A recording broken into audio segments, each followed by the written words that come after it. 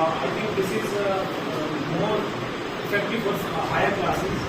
So we are ignoring this right now. It's curriculum, pedagogy, assessment and criteria completely makes a competency-based education, and we have to plan our lesson plans based on this competency. So pedagogy and this assessing students progress. So in basic terms, writing learning outcomes on the basis of the framework provided by NCERT. How will we know? So before we start this, I just want to know बच्चे की उसको assessment के through हम जान सकते हैं. Objective assessment have predetermined correct responses. Like अब assessment में क्या क्या हो सकते हैं? MCQ, oral responses to question, short answer, written responses based on what students know and know how to do. तो इस तरह से आपको असेसमेंट लिखना है. Next, in performance assessment focus remains on what learners can do with their knowledge involving assessment of critical thinking, synthesis and affective and psychomotor skills. ठीक है, बस इसी तरह के पॉइंट्स हैं, उनको बार बार रिपीट करने से फायदा नहीं है. एक हिंदी का मैंने बनाया हुआ था, तो उसी को मैंने इसमें मेंशन किया है. जैसे लर्निंग आउटकम्स है, सबसे पहले कॉम्पिटेंसी की बात है. कॉम्पिटेंसी में आ जाता है पठन एवं श्रवण. तो सीबीएसई ने एनसीईआरटी ने इससे अलाइन करते हुए जो लर्निंग आउटकम्स लिखे हैं उसमें सुनी तत्व पढ़ी हुई रचनाओं, हास्य, साहसिक, सामाजिक, आधुनिक, श्लोक आदि, कविता की विषय वस्तु, घटनाओं, चित्रों, पात्रों, शिक्षक आदि के बारे में बातचीत करते हैं, प्रश्न पूछते हैं, अपनी स्वतंत्र टिप्पणी देते हैं, अपनी बात के लिए तर्क देते हैं, डिस्कशन करते हैं. यहाँ पे आप सिर्फ पठन और श्रवण से रिलेटेड इसमें जो उससे रिलेवेंट है सिर्फ उतना भी आप लिख सकते हैं. जो उससे रिलेवेंट नहीं है जरूरी नहीं है कि आपको वो भी लिखना. और उसमें पैरागोजी क्या रहेगी? अध्यापक द्वारा पढ़े गए सभी अनुच्छेद तथा सही उच्चारण पर ध्यान देते हुए पढ़ने की दक्षता का विकास, पाठ से संबंधित सरल बोधात्मक बहुविकल्पीय प्रश्न पूछना ताकि पता चले उनकी बोध का, और फ्लैश कार्ड द्वारा ये कठिन शब्द और नए शब्द दिखाकर पढ़ना उनकी अंडरस्टैंडिंग को बढ़ाने के लिए. यूजुअली मैंने यहाँ पे कठिन शब्द लिखा है, लेकिन पुराने स्कूल में या जहाँ पे हमें बताया जाता था कि बच्चों को मत लिखवाइए कोई कठिन शब्द है, उनको नए शब्द ही बोलो. कठिन शब्द से कहीं ना कहीं साइकोलॉजिकल उनको ये लगता है कि ये तो डिफिकल्ट है, इनको याद करने में मुश्किल है, तो कठिन शब्द हम लिखवाते हैं. तो उसके बेहतर है कि नए शब्द. और उसके बाद है असेसमेंट. सरल बोधात्मक बहुविकल्पीय प्रश्नों के सही उत्तर के आधार पर मूल्यांकन इसका होगा. जैसे वह व्यक्ति कौन था, ये जो पाठ है ये पाठ है हिंदी का गन्ना फनकार. तो इसमें बोधात्मक प्रश्न में आएगा कि वह व्यक्ति कौन था जिसने सफेद कलर का पैजामा पहना हुआ था. बच्चे सुनेंगे या फिर पढ़ेंगे तो उसके आधार पर ही इस तरह के प्रश्नों का उत्तर दे पाएगा. तो कहीं ना कहीं हमारी जो पहली कॉम्पिटेंसी है उसको ये फुलफिल करता है. इसका असेसमेंट भी, इसकी पेडागोजी भी और इसका लर्निंग का. फिर नेक्स्ट आते हैं हमारा वाचन का.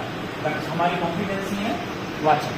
वाचन में अपने आसपास घटने वाली विभिन्न घटनाओं की बारीकियों पर ध्यान देते हैं, उन पर मौखिक रूप से अपनी प्रतिक्रिया व्यक्त करते हैं, बोलते हैं. इसमें अध्यापक द्वारा पत्थर तराशने वाले अथवा इस प्रकार का कार्य करने वालों के बारे में जानकारी दी जाती है, चर्चा की जाती है तथा उन्हें प्रश्न पूछने और अपनी प्रतिक्रिया व्यक्त करने के अवसर देते हैं.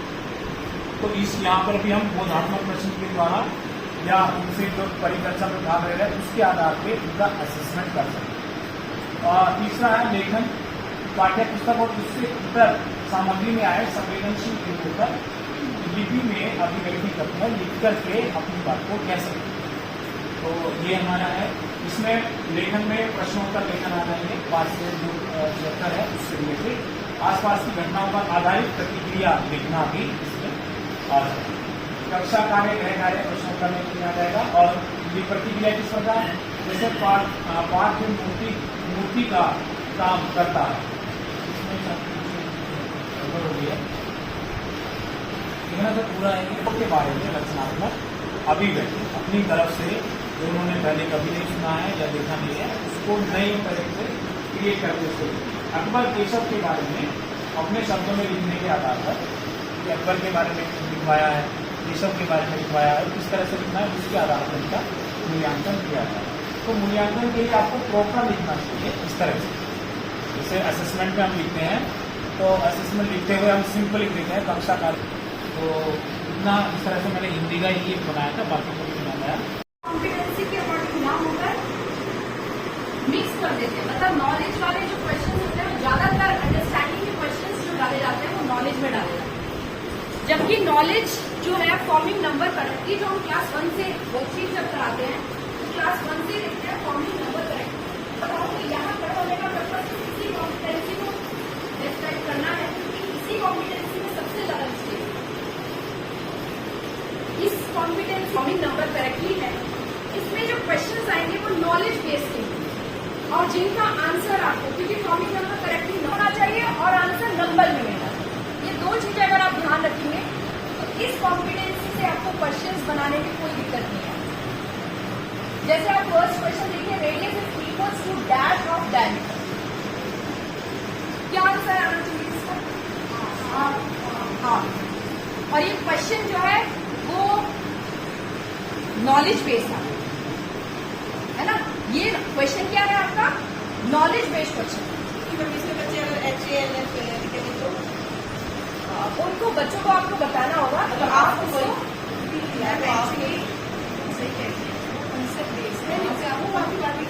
बच्चा वो लिखता है बिल्कुल बताना होगा आपको। जब आप क्वेश्चन करते हैं, बात सुनिए, जब आप कराते हैं क्वेश्चन तब आपको ये, अगर आपने अपनी कॉपी में इस कॉम्पिटेंसी को इसी तरीके से कराया होगा तो बच्चे भी उसी तरीके से, अगर आपने उसे फॉर्मिंग नंबर करेक्टली करके और बच्चे को बताया होगा कि इस कॉम्पिटेंसी में आप जो आंसर लिखेंगे वो नंबर के ही फॉर्म में लिखेंगे तो बच्चा भी वैसे लिखेगा। समझे? जहाँ नहीं लिखोगे वहाँ नॉलेज तो वो हर समय बच्चे को बताए मुझे नंबर लिखना है। कॉम्पिटेंसी बच्चों को पता होनी चाहिए। हमेशा हम कहते हैं कि क्लास को भी जो आप करा रहे हैं कॉम्पिटेंसी बेस्ड करा रहे हैं, नहीं करा रहे तो दिक्कत जरूर है। कराते हैं आप लोग क्लास में आंसर जो है नंबर में, क्योंकि अगर ये कॉन्सेप्ट आप लेके चलोगे तो हर क्वेश्चन में आपको मिलेगा। आप आंसर नंबर में वर्ड में भी लिख सकते हैं, उसे न्यूमरल में भी लिख सकते हैं, लेकिन अगर हम बता रहे बच्चों को उसको न्यूमरल में लिखना है तो न्यूमरल में ही लिखेगा, है ना। तो एक ये चीज है यहाँ पर। जैसे आपने इसमें इस क्वेश्चन को देखिए, कभी कभी होता क्या है, ये क्वेश्चन हम उल्टी तरह से लिख देते हैं, मतलब हमने नंबर लिख दिया और हम बच्चे से क्या पूछ लेते हैं? नंबर में। एक ही क्वेश्चन को आप दो तरीके से दे सकते हैं। जब मैंने ये क्वेश्चन नंबर नेम देकर न्यूमरल पूछा तो ये फॉर्मिंग नंबर करेक्टली में आ गया, क्योंकि नॉलेज एंड अंडरस्टैंडिंग दोनों जो है एक दूसरे के क्या कहते हैं, जैसे आप बात करते हैं ना, श्रवण और सर ने बताया वाचन, सॉरी श्रवण और सुनना बोलना जो था वो एक साथ चलते हैं, उसी तरह से नॉलेज और अंडरस्टैंडिंग एक साथ चलते हैं। किसी क्वेश्चन को अगर मैं ये कह दूं 40,04,502 इसका न्यूमरल बताइए तो ये आ गया फॉर्मिंग नंबर करेक्टली। अगर मैंने ये न्यूमरल दे दिया और आपसे नंबर नहीं पूछ लिया तो यही क्वेश्चन आ जाएगा अंडरस्टैंडिंग। इसी तरह से मतलब ये भी बच्चे की नॉलेज बेस्ड क्वेश्चन है ना। और अगर बच्चा नंबर से उसको वर्ड्स में कन्वर्ट करता है तो वो उसकी अंडरस्टैंडिंग। अब देखिए इसमें एजेस कॉर्नर है क्यूब के, वो भी बच्चे की नॉलेज पर है और उसका आंसर भी नंबर में है। अगर हम ये दो चीजें याद रखें कि हमको नॉलेज में फॉर्मिंग नंबर करेक्टली में नॉलेज बेस्ड क्वेश्चन पूछने, आंसर नंबर में आए, तो हमारी ये कॉम्पिटेंसी में कभी कोई गलती होगी नहीं। अब मैं आप सबसे रिक्वेस्ट करती हूँ ये दो ग्रुप बना देते हैं। इनमें एक ग्रुप ये है जिसमें से फॉर्मिंग नंबर करेक्टली इसमें से दो क्वेश्चन आप लिख लीजिए और इधर आप क्यों नहीं बना रहे, मैंने कहा बस पूरी संख्यास नहीं पढ़ा रहे। इस ग्रुप में दो क्वेश्चन इधर, दो क्वेश्चन इधर, ऐसा लिखने से वो उसमें नहीं आएगा क्योंकि हाफ ऑफ डायमीटर ही रहेगी। अगर आप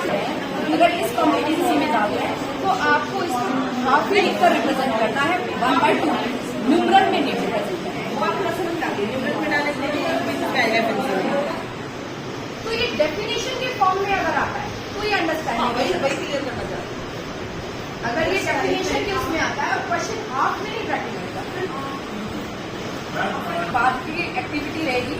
जैसा कि अभी बहुत क्लियर भी हो गया है, मैम ने भी प्रॉमिला मैम ने भी अपना क्वेश्चन उठाया था, उस पर अंडरस्टैंडिंग जो थी वो बिल्कुल नॉलेज के उसमें है, वो भी क्वेश्चन नॉलेज पर होंगे लेकिन उनका आंसर नंबर में नहीं, उनकी आपकी अंडरस्टैंडिंग पर।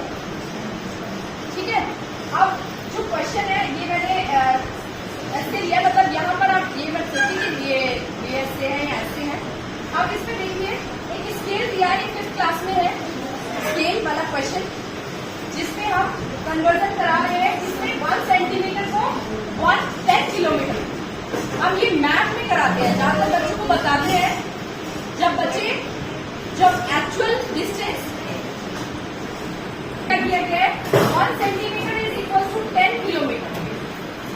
तो डिस्टेंस ऑन मैप में जो डिस्टेंस दिया है 40 सेंटीमीटर, वो एक्चुअल में कितना डिस्टेंस होगा ये बच्चों को समझाने के लिए होगा, क्योंकि मैप एक बहुत छोटे से रूप में इट इज 400। अब यहाँ पर भी कंफ्यूज हो जाते हैं, इसलिए इसको एबिलिटी टू कंप्यूट में मान लेते हैं। ये एबिलिटी टू कंप्यूट नहीं, क्यों नहीं है?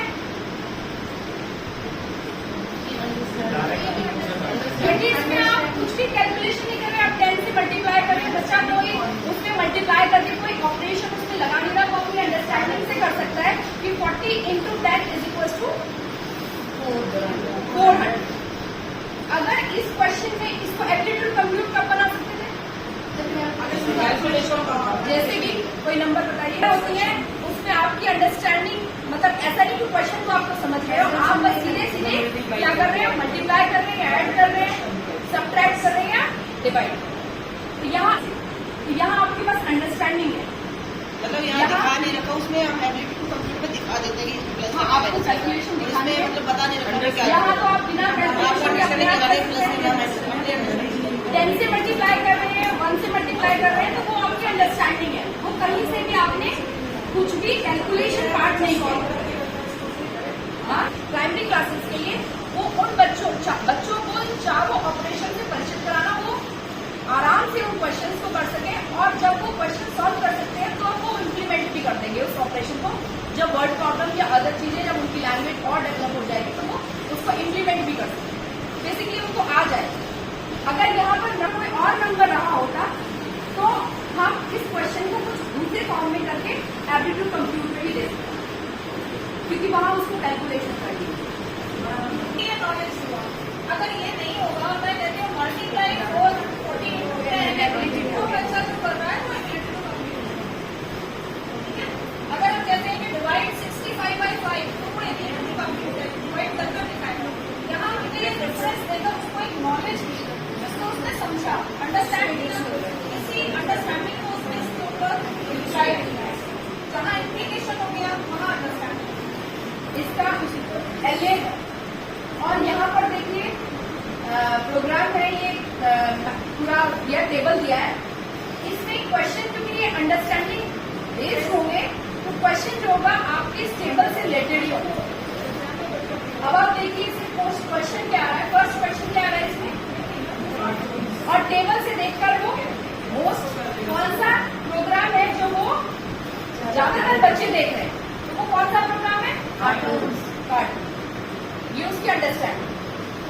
अब है the number of student watching cricket match is dash more, ये इसमें ऑप्शन भी गिवन है, more slash less than the student watching news. नहीं, आपका आंसर यहाँ कहीं भी आप कैलकुलेशन नहीं कर सकते। The least student like to watch dash programme.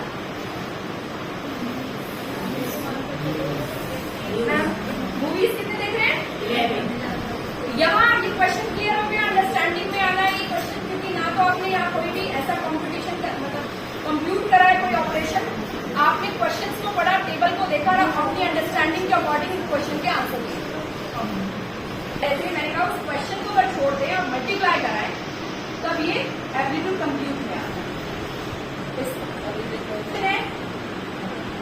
Double and half वाला, डबल का कॉन्सेप्ट है 2 से मल्टीप्लाई करना है और हाफ का मतलब जो नंबर है उसको 2 से डिवाइड करना है। इसमें आप कैलकुलेशन कर सकते हैं।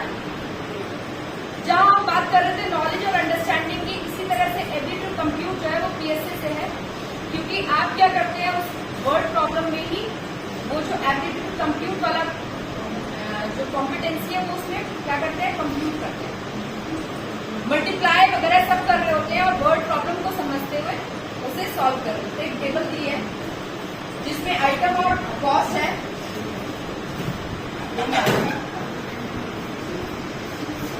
ये टेबल तो देखनी पड़ेगी, टेबल छोटा कर दो सर, वो कहाँ से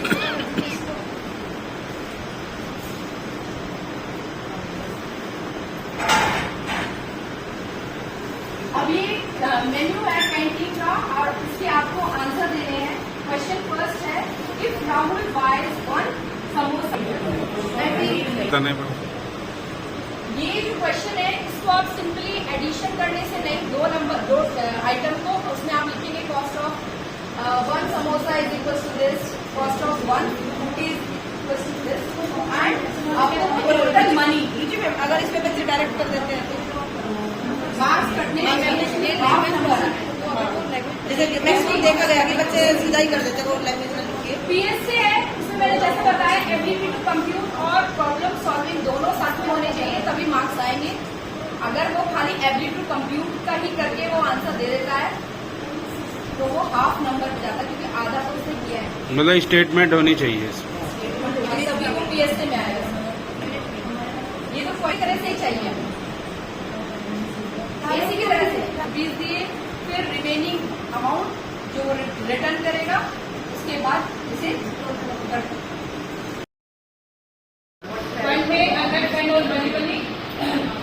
तो बच्चा उसमें 3 का मैच डाल दिया तो बच्चा ऊपर से मैच करेगा। सबसे पहले तो यही बोलते हैं बेटा ऊपर लाइन से मैच करके देखो, आपको कुछ लग रहा है मैच हो रहा है तो बच्चा लिख देता है on the way he met dash, तो बच्चा ढूंढेगा इसमें on the way he met any pen.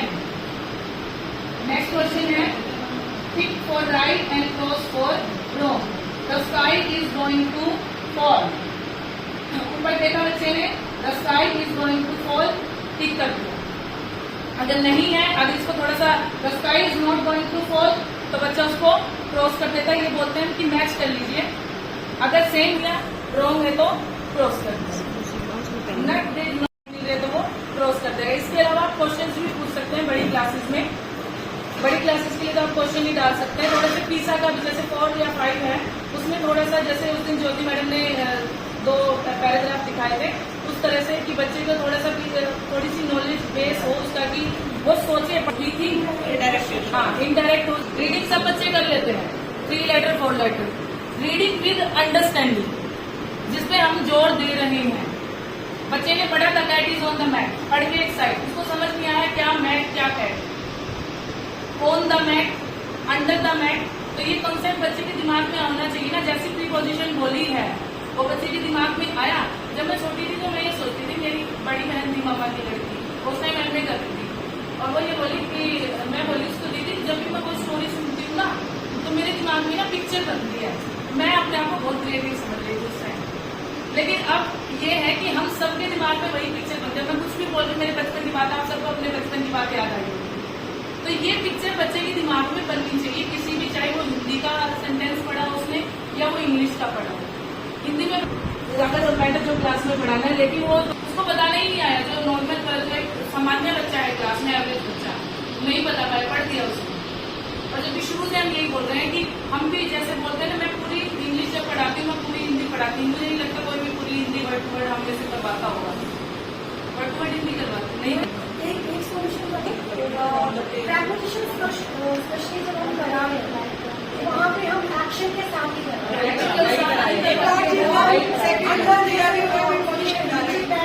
नीचे भी डाला टेबल टेबल ऑन में रखना भी तो सेकंड का दिया, फिर उसकी वो सब बोल लेके चलती हूँ, मैंने करवाया है क्लास में मेरी हाथों से करवा दो। यस मैम करती है मैम। मैं अभी मैं यही करती हूँ कि पहले सबसे पहले क्लास में जाकर जो पढ़ाना सबके हैंड्स अप डाउन पेंसिल छोड़ो, उससे वही चीज है ना लर्निंग बाय डूइंग। जब हम डूइंग से नहीं करेंगे तो सीख नहीं पाएंगे। वही करवाती हूँ जो आप लोग क्वेश्चन आंसर करवाते हो वो डाल देते हैं। तो मैंने अभी थोड़े दिन पहले ये अप्रैल में ही करवाया था ये कि rearrange the words, this is a cat, that is a fan. मैंने थोड़े इजी लेवल पे करवाया, इसमें थोड़ा सा हार्ड लिया मैंने। बच्चा थोड़ा सा सेंटेंस को रीअरेंज करते हैं। क्लास 2 में क्लास 1 में हाँ लेकिन दो या तीन करवा रहे हैं। और व्हाट इज योर नेम से हम करते हैं जो भी है उसमें लिखना सारा क्वेश्चन नहीं है, एक या दो वर्ड बच्चे को ऐड करना है। तो क्लास 2 से शुरू करना पड़ेगा, नहीं तो क्लास 3 में आकर बच्चा आंसर नहीं कर पाएगा क्वेश्चन का। जी मैम। क्लास 3 में तो बहुत लंबा भी हो जाता है आंसर केस क्वेश्चन। भी आ जाता है। एक ही नंबर मैम तो आप लोग हर लेसन में करवाते ही हैं।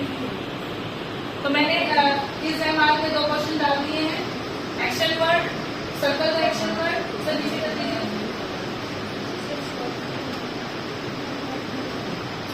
Right the opposite word of the given words, right the rhyming words. इसके अलावा और कोई ऐड करना चाहते तो बता दीजिए। इसके अलावा और क्या क्या ऐड कर सकते हैं? जो वर्ड्स मैंने अक्षर के साथ कराना तो मोस्टली बच्चे कर रहे हैं, नहीं भूल रही हम स्लो होमवर्क भी कर रहे हैं। ये वाला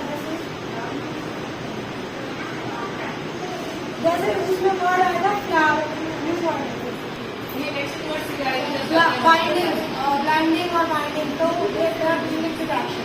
और उसका रिजल्ट आउटकम मैंने देखा तो सब बच्चों को उसका मीनिंग पता है। बाद में मैंने असेस करा।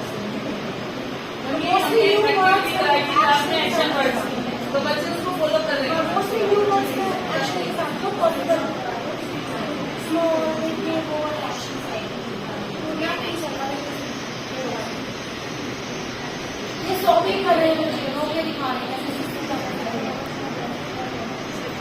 तो कुछ एक वर्ड जैसे कंफ्यूजिंग वर्ड है सॉल्विंग, क्राई और इसमें डिफरेंस क्रिएट करना। अब बच्चों को पता है क्राई मतलब फिर होना है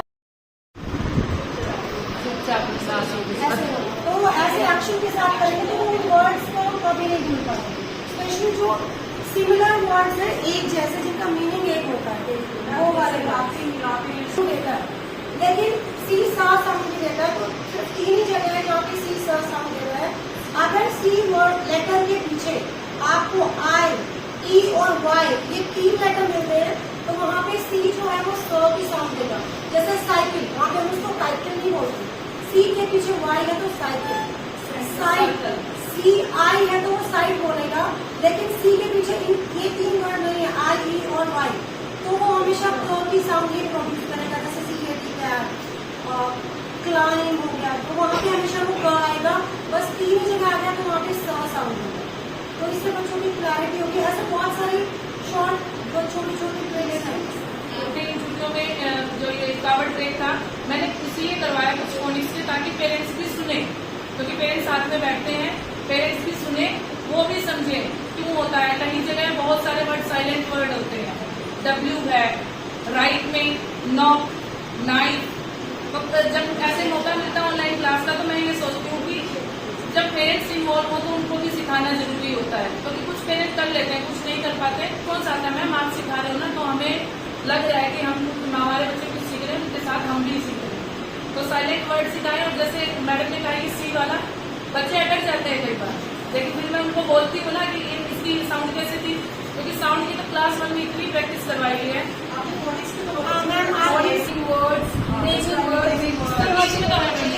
प्रैक्टिस में हम डाल सकते हैं कर सकते हैं instead of noun. Yes ma'am, use noun instead of noun. Hindi में वही हो गया, नाम वाले शब्दों की जगह पंचुएशन मार्क्स हो गए। बहुत सारी चीजें टीचर का एक्टिविटीज प्लान करते समय मैंने लिखा कि कक्षा में पाठ का पठन किया जाएगा, पहले शिक्षिका करेगी फिर बच्चे करेंगे और उसके बाद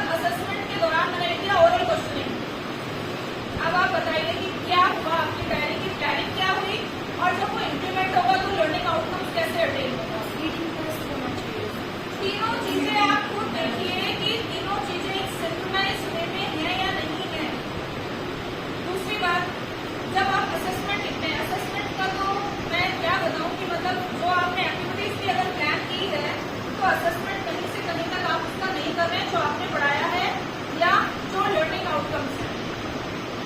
शिवराज सर ने बार बार एक बात कही, ऑब्जर्वेबल एंड मेजरेबल। उसको ऑब्जर्व भी कर सकते हैं और मेजर भी कर सकते हैं। अगर आप उसे मेजर नहीं कर पा रहे हैं तो वो आपसे कोई पर्सनल दुश्मनी नहीं है कि मैं ये नहीं चाहती कि आप क्लास में जाकर बैठें, लेकिन अगर आप बैठ रहे हैं तो ये आप ऑब्जर्व नहीं कर सकते, और जब तक आप ऑब्जर्व नहीं कर सकते आप गाइड नहीं कर सकते। बच्चे को ऑब्जर्व करना सबसे पहली चीज है।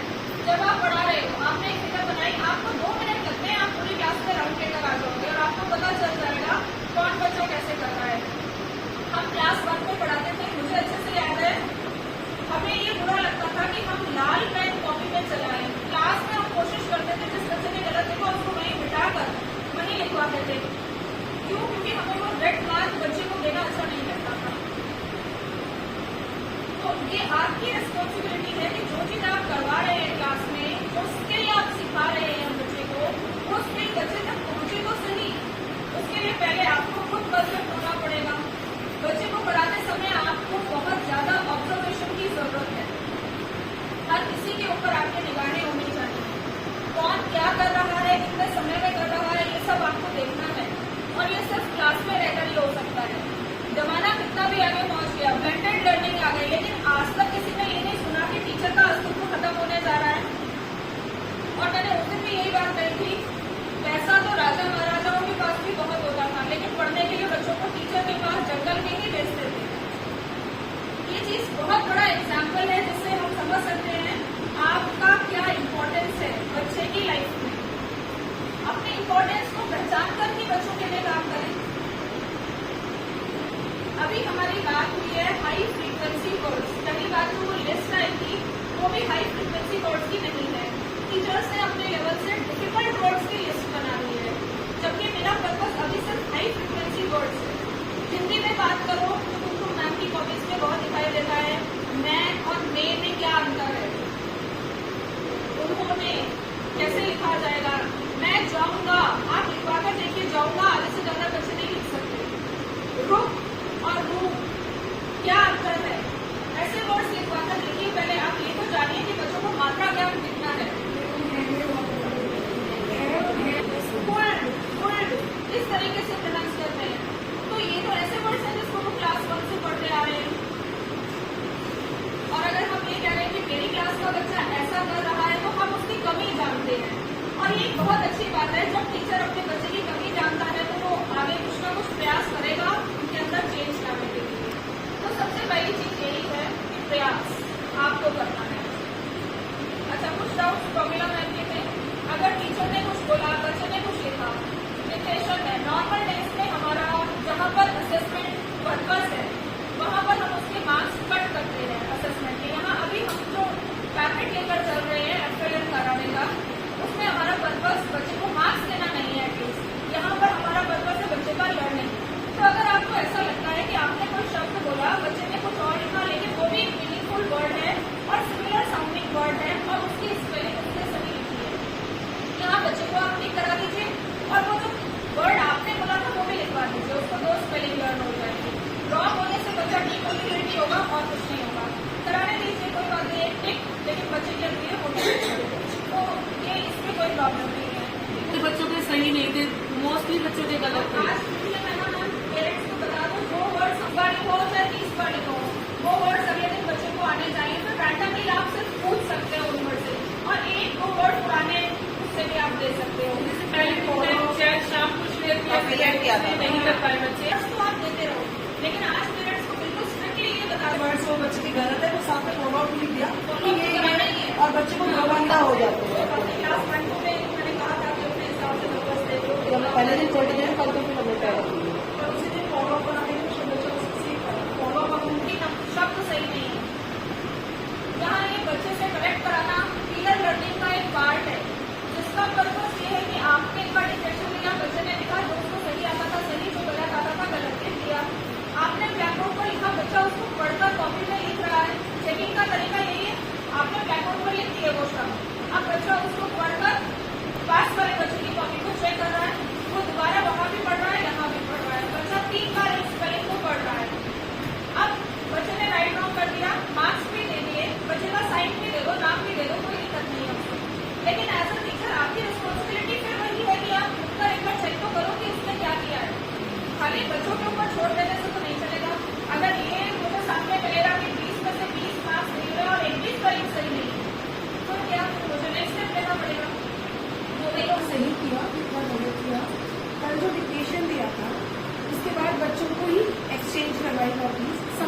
क्योंकि बहुत छोटे हैं, पहली बार वो दूसरे बच्चे की कॉपी चेक कर रहे हैं। सही वर्ड्स लिखे हैं, उनको बताया। अगर बच्चे ने कैपिटल स्मॉल का सीक्वेंस गलत किया है, कुछ भी किया है तो उसमें ध्यान मत दो, बस स्पेलिंग देख, स्पेलिंग ठीक है तो टिक राइट करो और नीचे अपना नाम लिख दो जो भी चेक कर रहा है। इससे फायदा इसके बाद मैंने अपना नाम वी बोला था एंड वी का स्पेलिंग WEV है, तो मेरे बच्चे ने रॉन्ग कर दिया उसे। जब कॉपी मेरे पास आई तो मैंने उसको टिक राइट करके नोट दे दिया मैम को कि phonetically I can mark it correct, but please make the child learn the spelling WEV. ऐसे केसेस अब में मुझे आप ये बता नहीं बता सकते, ऐसे ही बताओ जहाँ आपको लग रहा है कौन से वर्ड्स देखो आपके दे तो दे और दे हाँ वर्ड का मीनिंग भी बोल दो। मीनिंग बोलने से बच्चा मीनिंग नहीं सीख रहा है सवाल। ये सी वाटर बॉडी वाला सी लिखना है आपको, बॉल वाला सी नहीं लिखना है, ये क्लियर करके फिर सबने वो सी वाला करना है। उसमें मैंने SWE वाला फिर गलत करने को कहा था, क्योंकि मैंने बताया कि वाटर बॉडी जो हम कह रहे हैं तो बुक में सबसे ज्यादा आप लास्ट वर्ड में मत कराओ सर।